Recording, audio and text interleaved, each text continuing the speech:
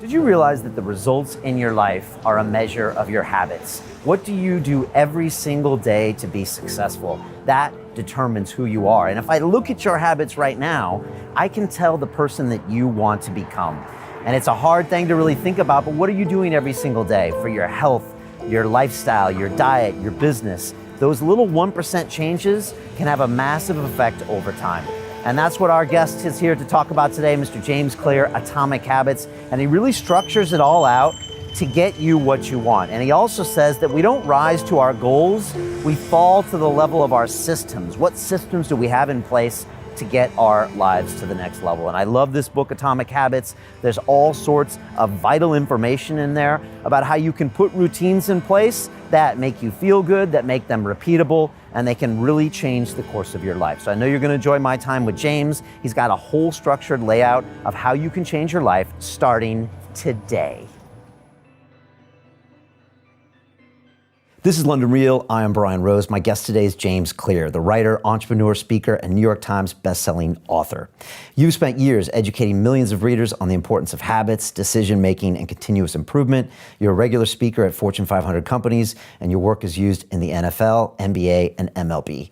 Your new book, Atomic Habits, details your system of building good habits and breaking bad ones, showing how small changes can have a transformative effect in every aspect of your life. James, welcome to London Real. Thank you. Good to talk to you. It's great to have you here.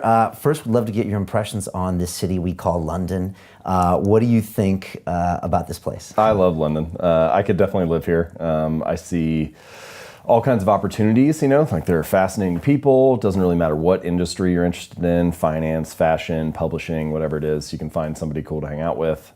Great food, which I am all about. I basically have ate my way around the city for the last few days. So I love visiting. And you said you'd recently been to New York and Los Angeles and Tokyo, but you wouldn't necessarily live in those cities. I love all those cities and I love visiting them, but I feel like I could carve out a life in London and call it home, and I don't know what it is. There's something a little less stressful about walking around in London to me. All the neighborhoods are different. You can find one that's the right fit for you. I don't know. It just feels more cozy to me. Yeah, it really is this grouping of neighborhoods, maybe like 30 or 40 neighborhoods. And you could say Manhattan it's like Chelsea and the West Village and Upper East Side, but to a normal civilian, when they go there, it kind of looks the same. But yeah. Here you kind of have vibes and restaurants and attitudes, and I find it. London's fairly spread out. It's a fairly large city, whereas New York naturally is contained, right? Manhattan in particular, and it has to be on the island. LA is pretty spread out, and Tokyo is massive, but I don't know. For someone who was born in America, I feel like London would be a interesting fit for me. I feel like I could call it home and it would still be fascinating in all kinds of other ways. Yeah, good to hear. I think you could. I came here 17 years ago and just haven't left since. But it's weirdly, some people describe it as like LA, New York, and DC rolled up in one, because in one city you've got government, finance, media, advertising in one place. So right.